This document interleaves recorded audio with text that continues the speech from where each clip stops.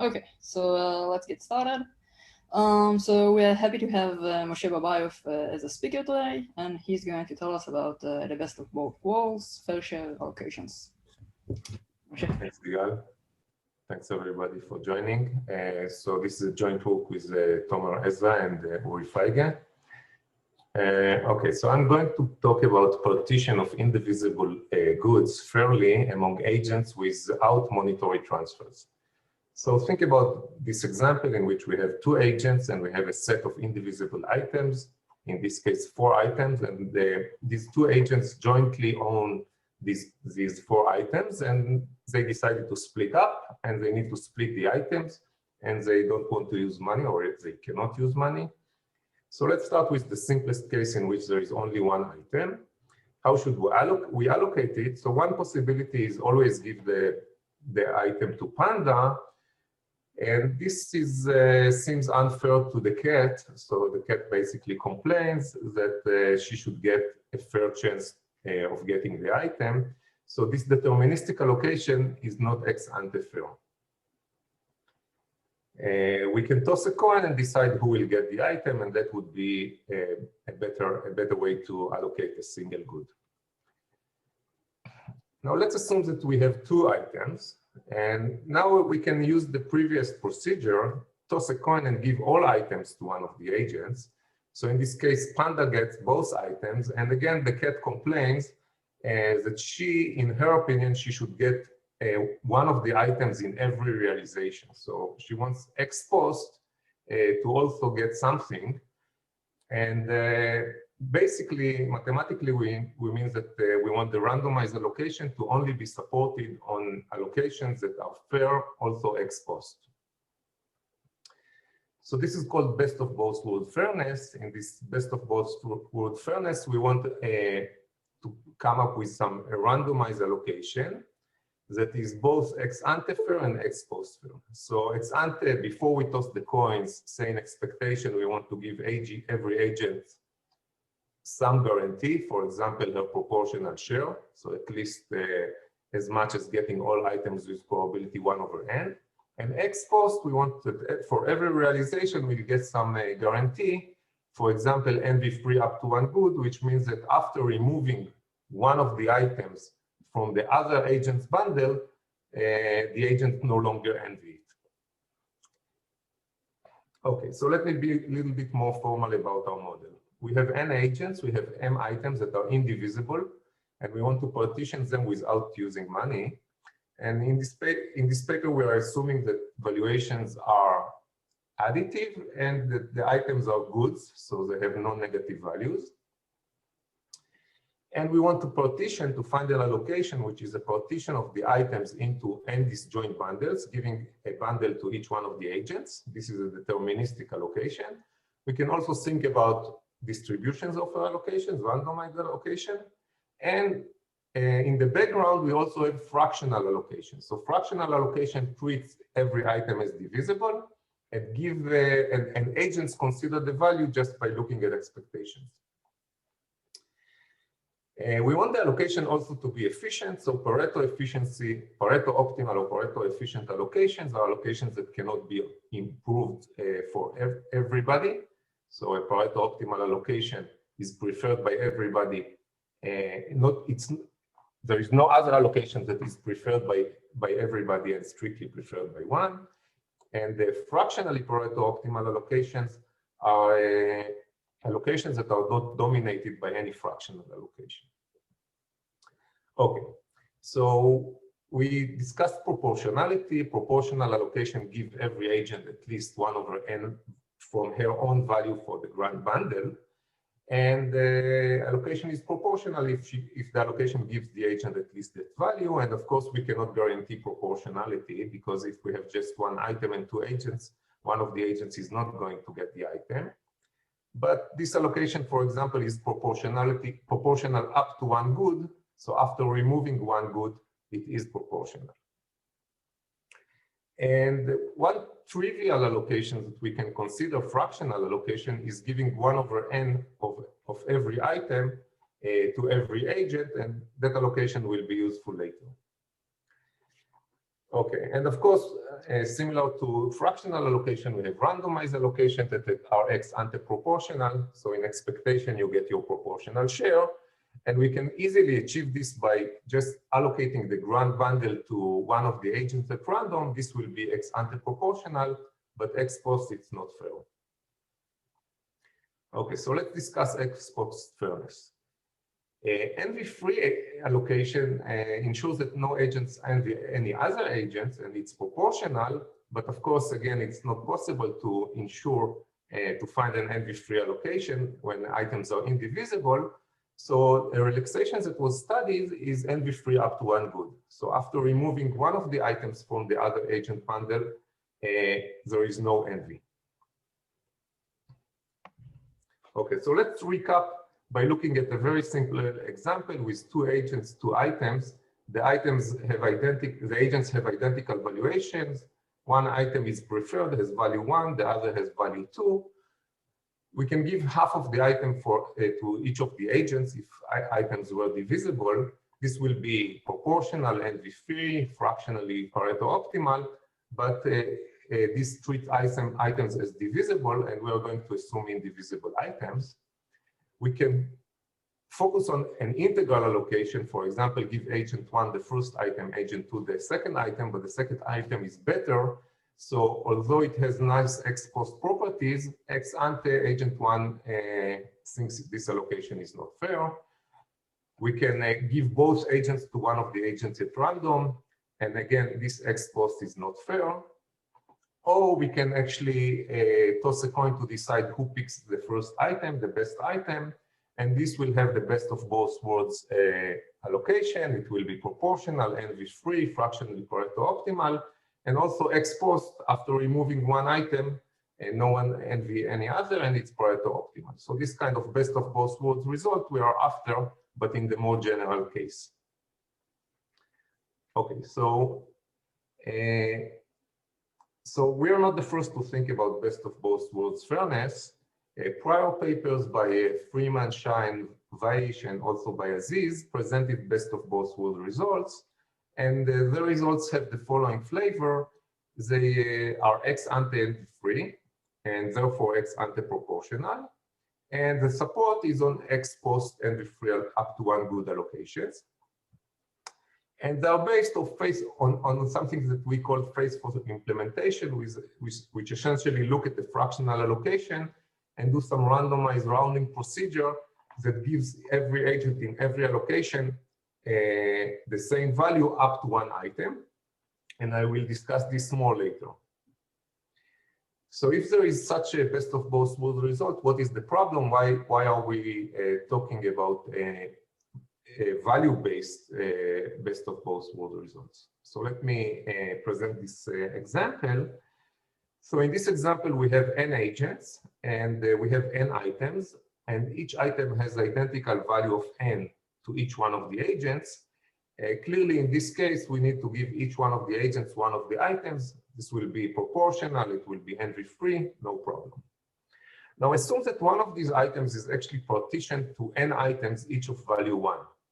So we have n identical small items, and we have n minus 1 big items. Each big item has value n, each small item has value 1.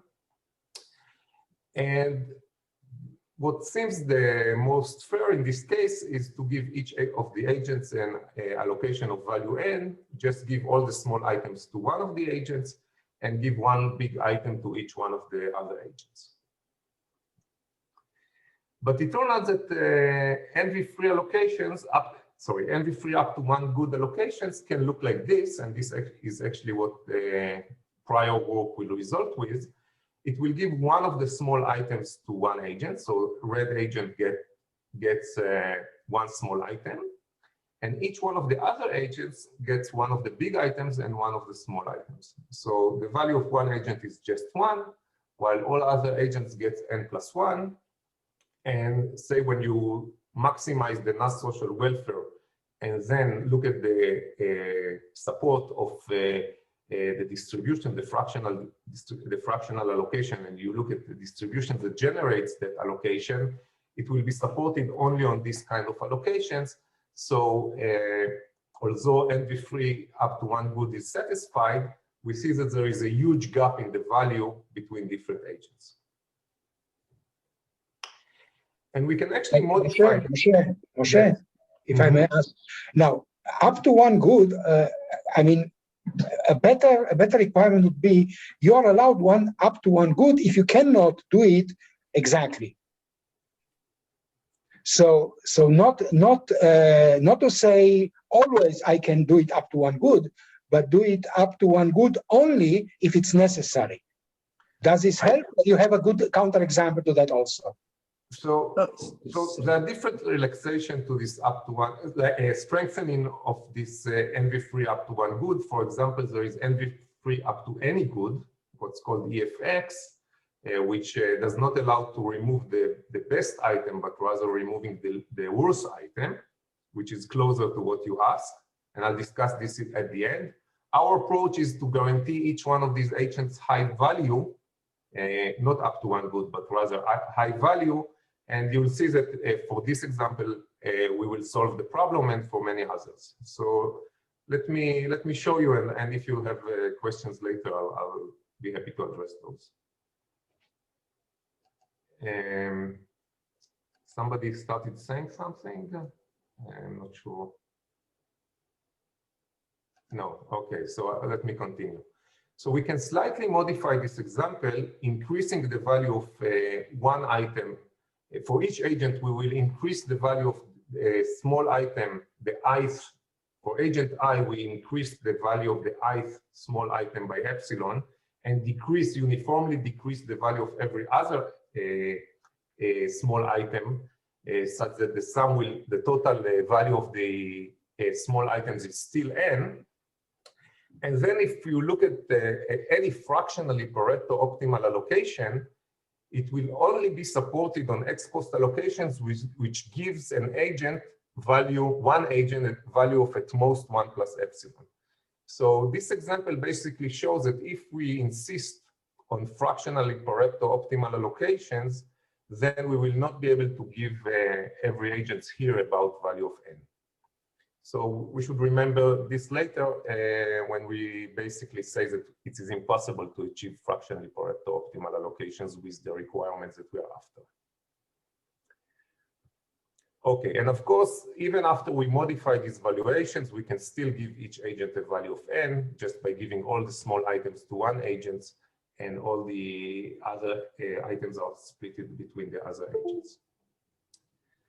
Okay, so the problem here is that this result is based on ex post on the up to one item paradigm, and if there are items that have very large value compared to other items, this discrepancy of just one item translates to a large discrepancy in value.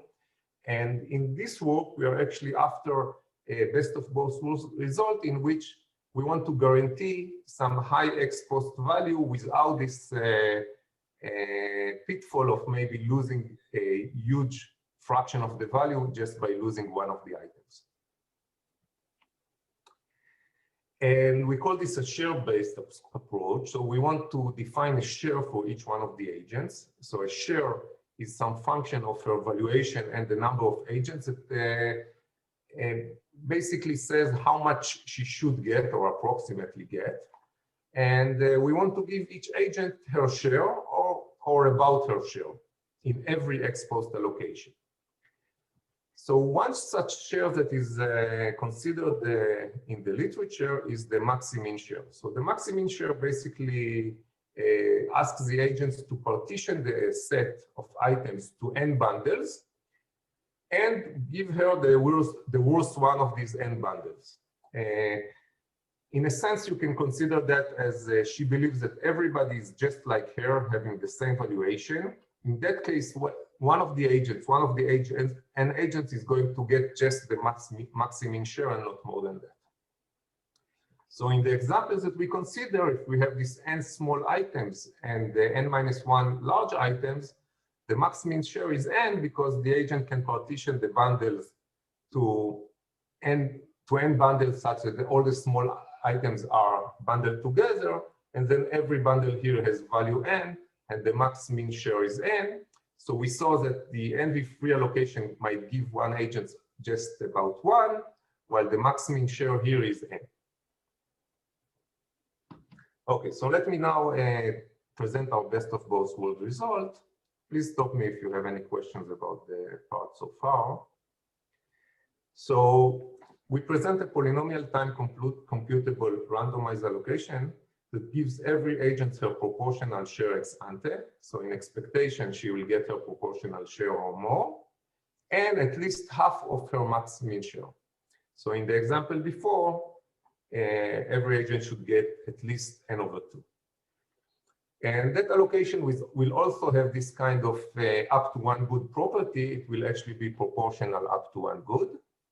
And also we can have the support of this randomization be on only n allocations. So we don't need many allocations to create this distribution.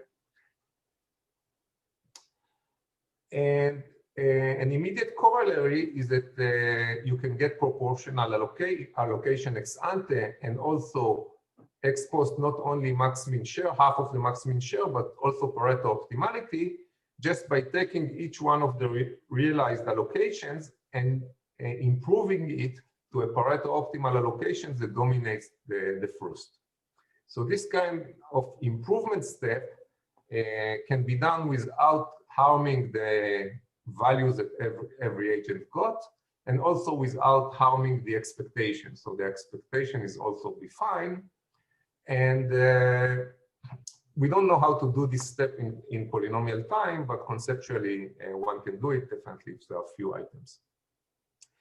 And this will give you a Pareto optimal allocation ex post, and recall that we cannot get a fractional Pareto optimal ex ante, because we saw that in the examples that if we insist on fractional Pareto optimal ex ante, then the fraction of the max-min shares that we'll get is only about 1/n. So we cannot get like a constant fraction of the max-min share.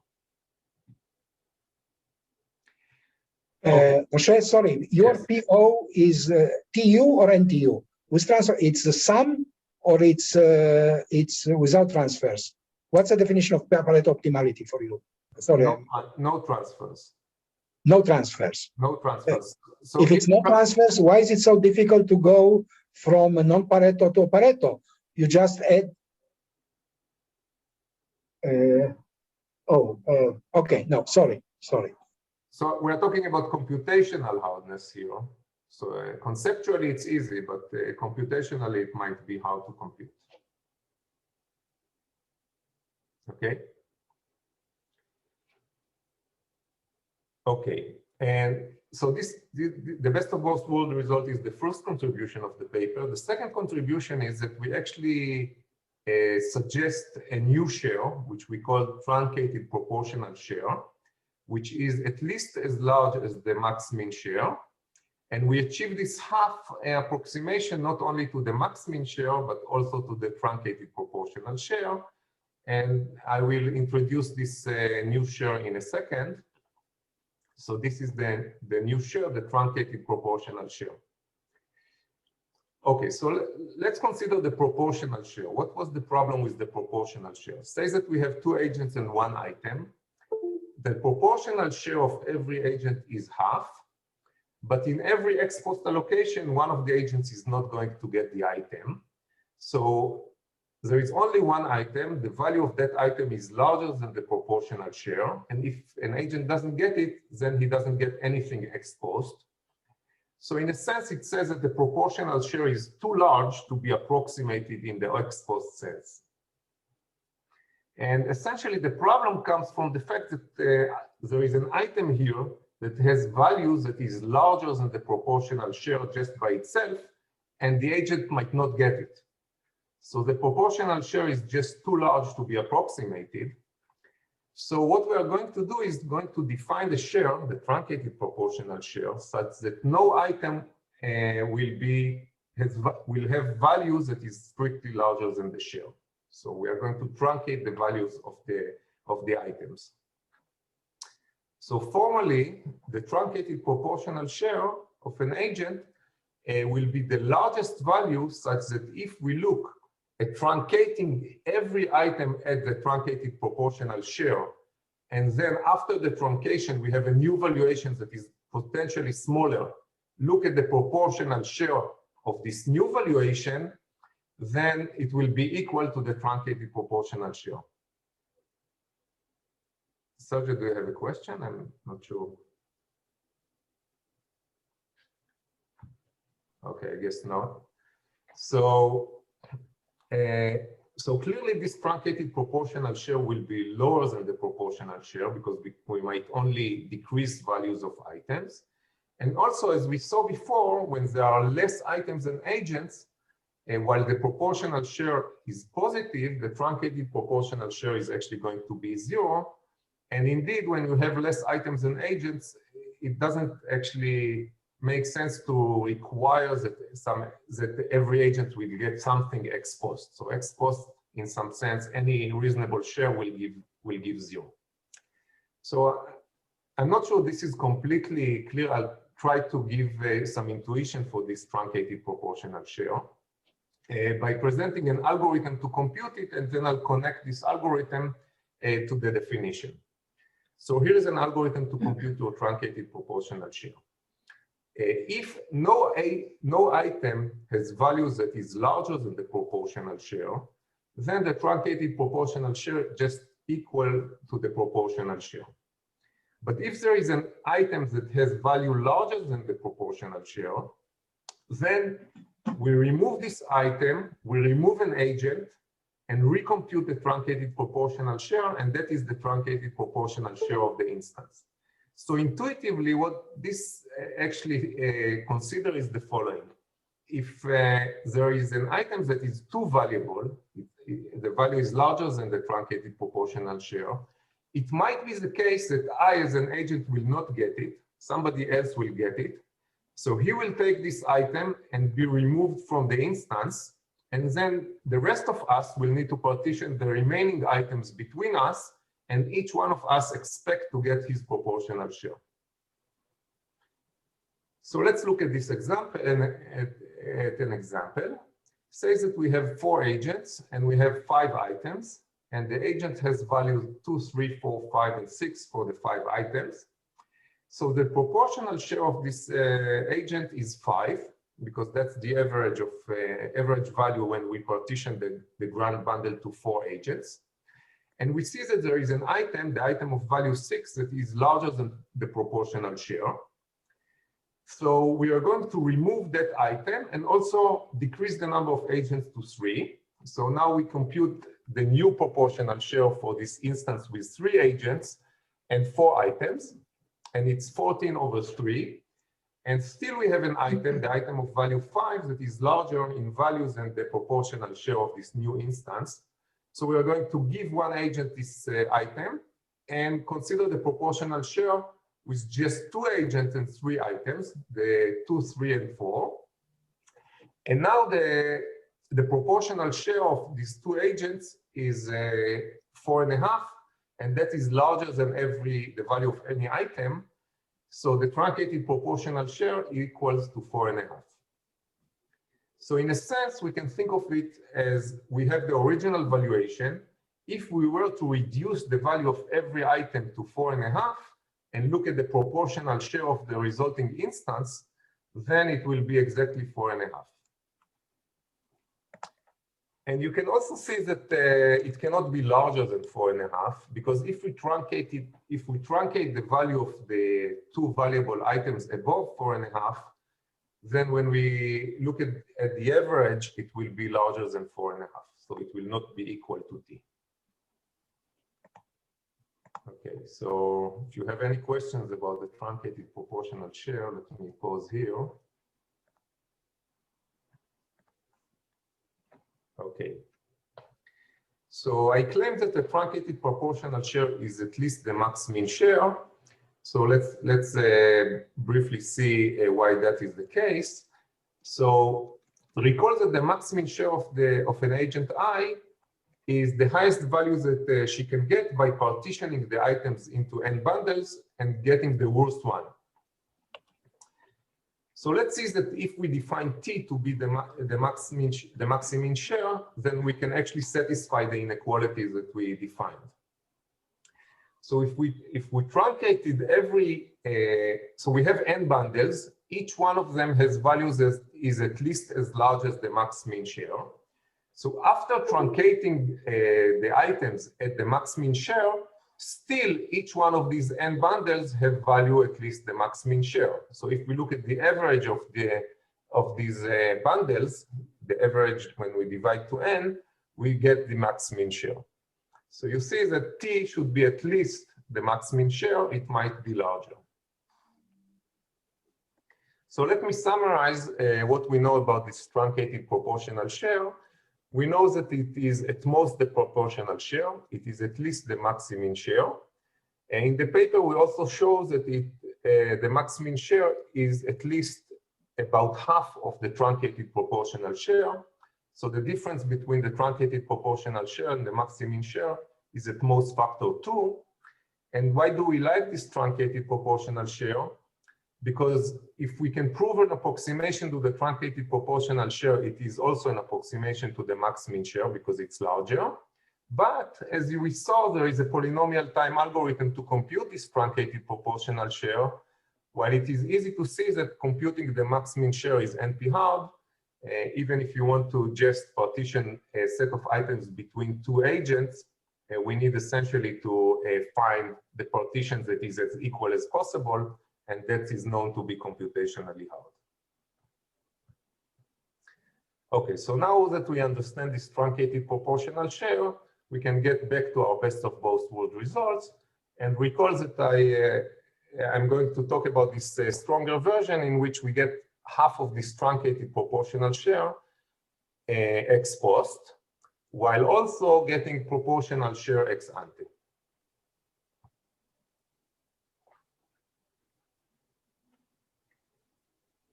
Okay, so before moving to talk about the proof, let me argue that in some sense this result is tight. So of course we cannot give all the agents concurrently any value that is larger than the proportional share ex ante, because if we consider an instance in which all the agents have the same valuation function, then of course you cannot guarantee ex ante for everybody more than the proportional share. So in that sense, proportionality is tight. Also, we argue that it is impossible to give all agents concurrently more than n divided by 2n minus 1 fraction of the truncated proportional share ex post, which you know that for large n it's about half. Why is that? Consider an instance in which we have 2n minus 1 items, all of value 1. So if we partition these items to n agents, one of them is going to get just one item. And the truncated proportional share here is equal to the proportional share because every item has values that is lower than 2n minus 1 over n. So it's the same. So the truncated proportional share here will be the total value of 2n minus 1 over n, but we give every agent just the value of 1. So we cannot actually ex post give all agents concurrently better than n over 2n minus 1, and we almost achieve this. We achieve half. Okay. So let's discuss this, the design approach. How does the prior work approaches this problem? And we are also going to use partially use this approach. So the approach is the following. We start with some fractional allocation that gives some good ex ante fairness. For example, the trivial allocation in which every agent gets 1 over n of every item is proportional ex ante.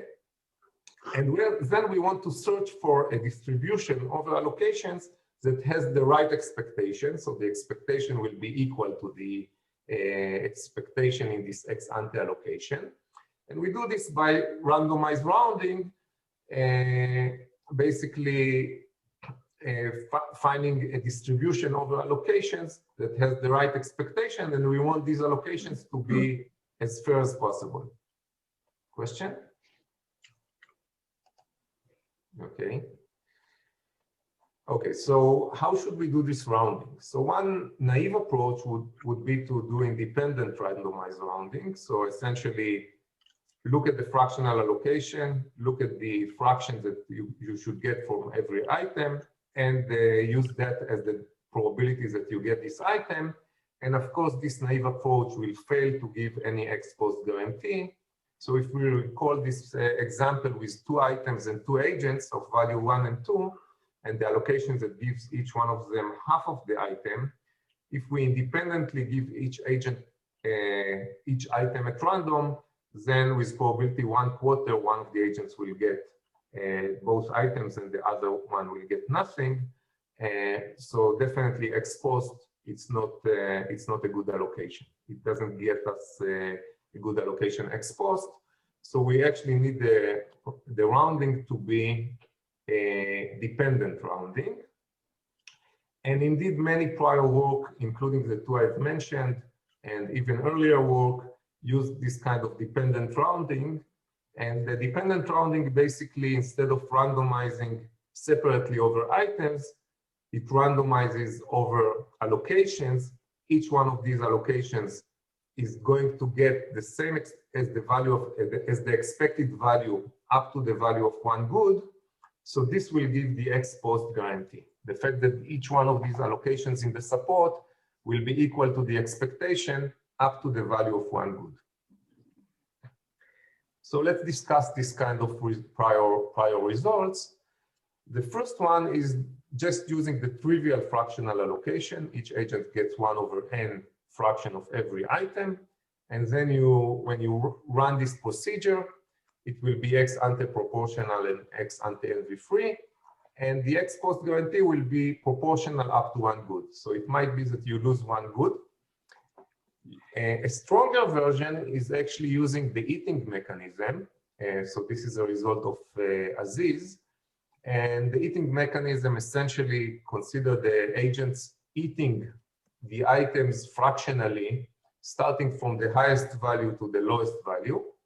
And based on this eating procedure of Hervé and the co-author, you get the following result. You get, again, ex-ante proportionality, ex-ante envy-freeness, but the proportional up to one good is actually strengthened to be envy-free up to one good.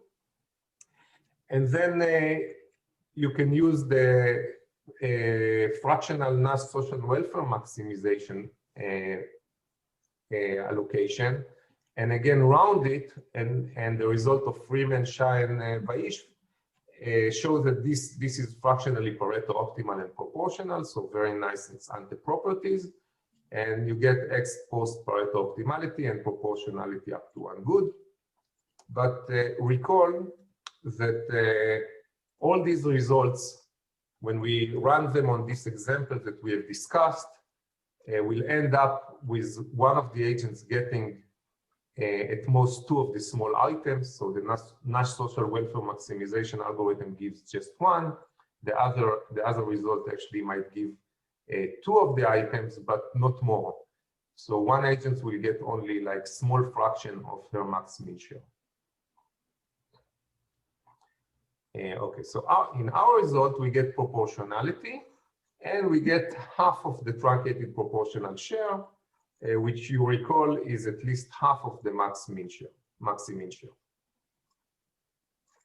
So let me sketch briefly sketch how we do it. So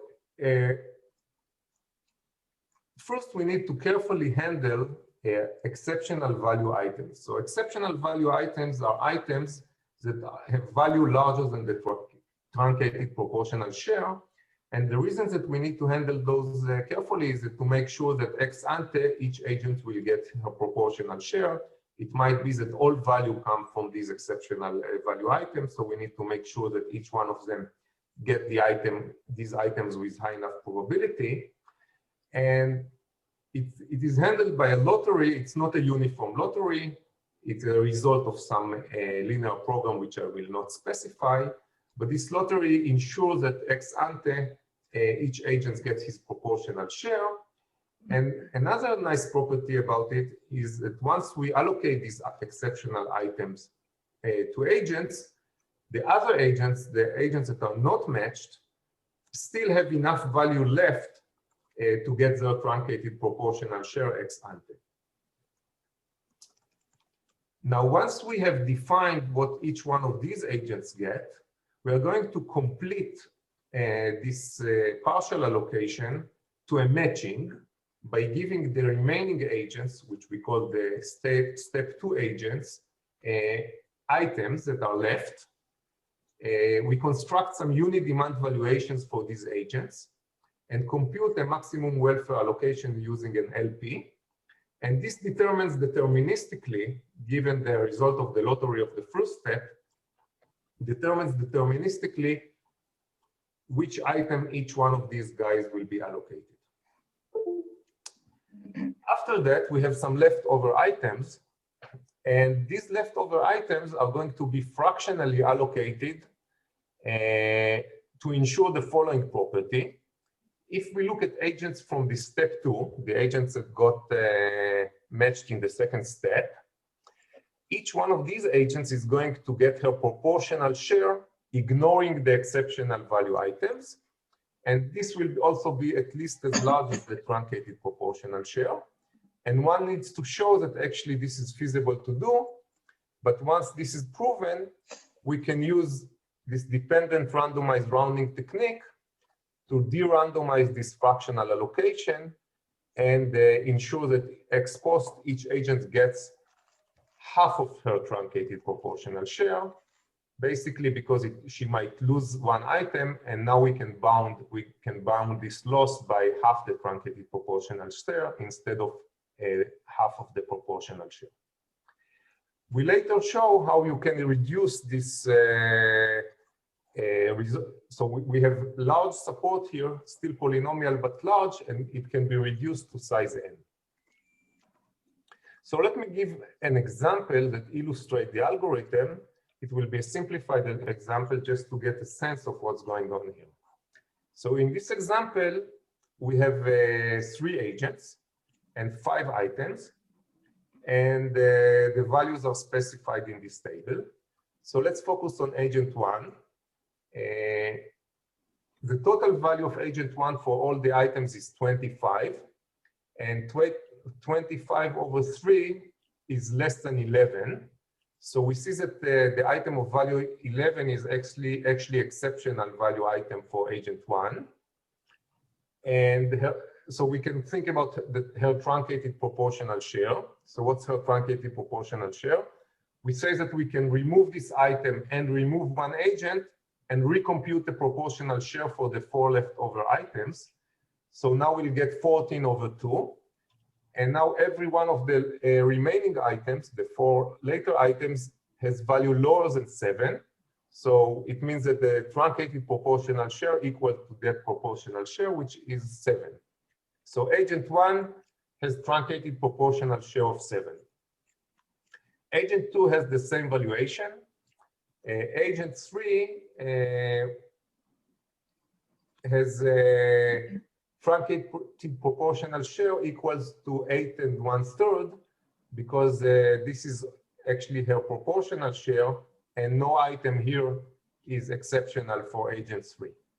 Okay, so this means that in the first step of the algorithm, we need to somehow randomly allocate exceptional items, and the 2 exceptional items are, the only exceptional item in this example is item 1, and it is exceptional for both agent 1 and 2. And since they are symmetric, one of the agents will get this item at random. So let's assume that agent 1 got this item. Now we are going to complete this allocation to complete matching. So basically, we're going to give agent 2 and agent 3 one item each. And the matching in this example will give the second item to agent 3 and the third item to agent 2. And at this point, we have a complete matching. And agent 2 and agent 3 are these step 2 agents that I mentioned before. And recall that we need to ensure that each one of them is going to get her truncated proportional share in expectation, including the items that she receives at the first step. So what does it mean? It means that agent 2 that has truncated proportional share of 7 and already get a value of 3 needs to get an additional value of 4. And agent 3, which already got 8, still needs to get 1/3. And as you can see here, there is enough value to partition between those two in expectation, such that we'll give these agents these values that they should still receive. Okay, so basically now we run some linear program to decide how to partition these extra items between the two agents, between all the agents, sorry. And this linear program results with agent 2 receiving item value of 3 out of 3 from item 4, and also still need to get 1 from the last item, from item 5. And agent 3 need to get 1/3 from item 5. And we can see that actually there is enough value here to ensure that in expectation, both of them are getting what they should get. And then we find a distribution of over allocations that will give each agent these amounts in expectation. In some realization, for example, agent 2 will get item 4 and agent 3 will get item 5. And let's look at this realization now. So agent 2 got a total of 6 in this realization. She misses 1 item, but this item has lower value than item 3, right? Because when we ran this matching procedure in the first step, in the second step, item 3 was actually better than any items that was left on the table, because if there is some item left on the table, agent 2 could have taken it.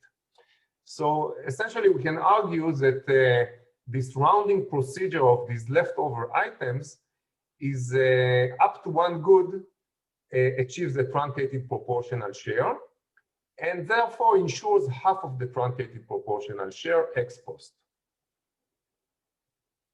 Is this result example clear?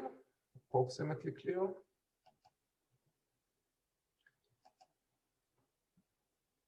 Okay, so here's the way it is done. So Moshe, if I can ask, can you go back to the previous slide for one minute? If I were to lower the values of item 5, is there a critical point? I mean, that will also lower, of course, the TPS, but it's not clear to me exactly what the relation is, and if I can, what would be the most difficult case? It's not when they are all equal to 3, right? It's when they are lower somehow. But I can't figure it out exactly. Yeah, so indeed, when you change the value, it will change the truncated proportional share, and we argue in the papers that actually there is enough value to give. So this procedure is actually feasible. What is the hardest instance? I'm not sure of my hand. What would be the hardest instance? Oh, okay. No, so we talked about this example with 2n-1 items of equal value, and one of the agents will get just one of these items. So, you know, he gets only half of her truncated proportional share, approximately, right? You have 2n-1 items to partition between n agents. So, you know, most agents but one will get pairs of items, and one of them will just get one of the items, right? So he's getting just 1, but his truncated proportional share is almost 2, right? So that instance is the instance in which, you know, you get a minimal fraction of your truncated proportion. Okay, so there is essentially no gap left at the end. So there is no surplus. Yeah. There is no surplus left at the end. Because the here gap we have is about surplus. 1 over n. Yeah. The gap is about 1 over n. Yeah, because here you need to get 4.33, and you have in fact you have in fact 6 essentially. Yes. That's right. What I'm saying. So there is an extra. There is a surplus. So this is not the worst instance, right? That's not. Yeah. Okay. Yeah, the worst instance I think is what I just. It's probably not with Fibonacci numbers. It's fine if all the numbers are Fibonacci. Yes. Yeah. So I thought that you really wanted, because 8 plus 3 plus 5 is 8, but I don't think there is no reason for that. Yeah. No, I think it's coincidence. Okay. Coincidence. Okay, so essentially what we did is we have some random allocation of exceptional items. These are items of high value. We call this the outer distribution. For every realization of this outer distribution, we deterministically complete it to a matching. And then the rest of the items are partitioned using some linear program in which we use some dependent randomized rounding to distribute this item to ensure that you get half of your truncated proportional share. So the outer distribution ensures ex-ante proportionality, and then the inner distribution is ex-ante, gives every agent ex-ante her truncated proportional share, and the fact that we are in the rounding at the end, we might lose one item, results with instead of getting ex post the truncated proportional share, only getting about half of the truncated proportional share. Okay. Moshe, if I may, a quick question about the lottery in the beginning for the exceptional items. Is it in a sense always the bid is always between all players with some weight depending on their value, or the truncated? Like say, as the example you've shown, two players validated at 11, right, and the other one validated at 8. Like all players always participate. Have a positive probability to get the item. No. So this first lottery is basically a linear program in which the value of every item for an agent, if it is above your truncated proportional share, equals to your truncated proportional share, and if an agent has and additionally we add auxiliary items and assign a value of equals to the truncated proportional share for that item. Okay, so every agent, has the right, exactly the original value for exceptional items, and has a value equals to the truncated proportional share for his own auxiliary item. And then we find a fractionally maximal weight matching in this graph. So this creates basically a graph. We search for a fractional optimal maximal weight matching in this graph, and then use random. So the lottery is basically a randomization over deterministic allocation with this expectation. So that's basically the lottery of these exceptional value items. And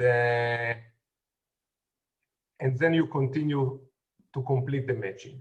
So it's not a uniform lottery, or it doesn't consider like pair of agents, but rather it's kind of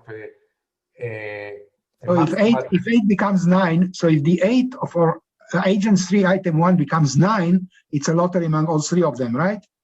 Yes, in this case it will be a lottery amongst all 3 of them. And then for each result of the lottery, you have to run an LP. You have to run the LPs separately. Now here, in your example, it was easy because 1 and 2 were symmetric. But in principle, you have a different LP to run for each result of the lottery. So when we said that there is a lottery between 3 of them, I'm not sure it's a uniform lottery, because I didn't say uniform. I didn't say uniform. No, I didn't say no. Yeah. So it's a lottery, and for every realization of this lottery, for every realization, you have to run an LP then to solve. You complete it to the matching deterministically using some kind of maximal weight matching to allocate one item to each agent. and then you complete the allocation with the rest of the items. Okay? And in So a sense, it doesn't. If this 8 was 9, then agent 3 also would have some probability of winning the first item. But as it is below the TPS, the post-ante aren't harmed by having this item allocated to someone else deterministically. It is deterministically not the third agent's item. The first item will never go to the third agent. Right. So it will not go to agent 3 with probability 1, because otherwise you might harm the proportional share for agent 1 and 2. Mm-hmm. Okay. Right? So agent 1 and 2 must get item 1 with some positive probability to ensure that each one of them gets her proportional share in expectation. Okay? Okay, so let me summarize this best of both worlds result. We look at indivisible items and additive valuations. The prior best of both worlds results were based on up to one good paradigm, and they did not ensure a shared based guarantee, a shared value based guarantee. We, on the other hand, have provide a best of both worlds result that is ex-ante proportional and give every agent ex post at least half her truncated proportional share, which is also half her maximin share. I told you that we have some linear programming in these procedures. We have, for example, in the last linear program, the one that allocates after the matching, the optimization in this linear program. So all we need for the result is actually that it's feasible. And then we basically still have the flexibility of deciding what to optimize. In the paper, we suggest to optimize social welfare, but there is some flexibility there. And the result, the polynomial time result, does not ensure ex post Pareto optimality, but we can take any realized allocation and move to a Pareto optimal allocation, and then we have ex post Pareto optimality. Okay, so let me now discuss some various aspects that. No, I'm still, Moshe, I'm still about the ex post Pareto optimality. Is it, I mean, it's not known that you can do, and I just suppose that I want to find all the ex post Pareto optimal allocations. Is this known to be difficult, or is just not known how to do it polynomially? So in general, if you take arbitrary allocation and want to move to a Pareto, to an allocation that Pareto dominates it, this is computationally hard. It's known to be hard. It's known to be hard, but in our case, the allocations are not arbitrary. The allocations that you start with are not arbitrary. I see. So maybe something works in your favor. Yeah, therefore, the previous result does not imply that it's NP hard.